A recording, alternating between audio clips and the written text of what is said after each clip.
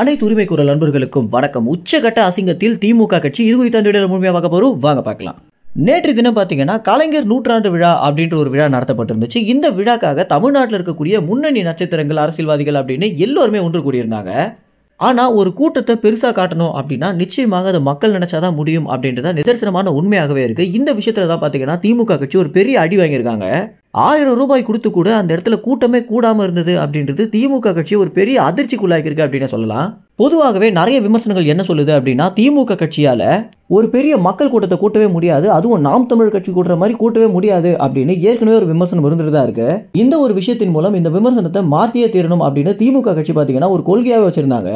ஆனா இந்த நிகழ்ச்சி ஆரம்பிச்சு எல்லா நட்சத்திரங்களுமே வந்த பிறகு கூட அந்த இடத்துல காலி சேர்கள் இருந்தது அப்படின்றது இவ்வளவுதானா திமுக கட்சிக்கு தமிழ்நாட்டு ஆளுமை அப்படின்னு எல்லாருமே பாத்தீங்கன்னா ஒரு பெரிய ஆச்சரியத்துக்குள்ளாக்கி இருக்கு. ஒரு மூன்றாவது பெரிய கட்சியை இந்த அளவுக்கு மக்கள் கூட்டத்தை கூட்டி மாஸ் காட்டிட்டு இருக்கும்போது ஆளுங்கட்சியாக இருக்கக்கூடிய திமுக கட்சியால இந்த விஷயத்தை பண்ண முடியல அப்படின்றது ஸ்டாலின் மற்றும் திமுக இருக்கக்கூடிய அனைத்து நிர்வாகிகளுக்குமே ஒரு பெரிய அசிங்கமாக தான் பார்க்கப்படுது. இதுலயும் சொல்ல போனா கோழி பிரியாணி அப்படின்னு எல்லாத்தையுமே கொடுத்து கூட மேலும் 1000 ரூபாய் பணத்தை கொடுத்து கூட அந்த இடத்துல ஏன் மக்கள் கூட்டம் கூடல அப்படின்றத ஒரு பெரிய கேள்வியாக இருந்துட்டு இருக்கு.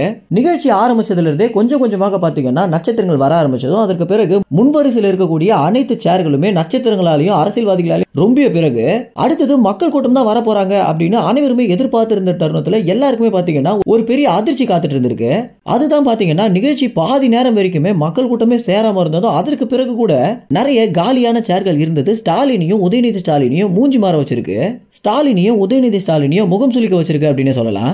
அதுல வந்திருந்த நட்சத்திரங்களை பார்க்கறதுக்காவது மக்கள் கூட்டம் கூடணுமே அப்படின்ற ஒரு கேள்விதான் பாத்தீங்கன்னா தற்போது அனைவருக்குமே எழுந்திருக்கு. ஏன்னா ரஜினி, கமல் மேலும் நிறைய பிரபலங்கள் பாத்தீங்கன்னா வந்திருந்தாங்க. அவங்கள பார்க்கறதுக்கு கூட மக்கள் கூடலையே அப்படின்றது உண்மையிலேயே இதற்கு பின்னணியில என்ன காரணம் இருக்கு அப்படின்னு அனைவருமே சிந்திக்க வைக்குது அப்படின்னு தான் சொல்லணும். மேலும் இதற்கு பின்னணியில என்ன காரணம் இருக்கலாம் அப்படின்னு உங்களுக்கு என்ன விஷயம் தோணுதோ அதை கமெண்ட்ஸ்ல தெரிவிங்க. நன்றி, வணக்கம்.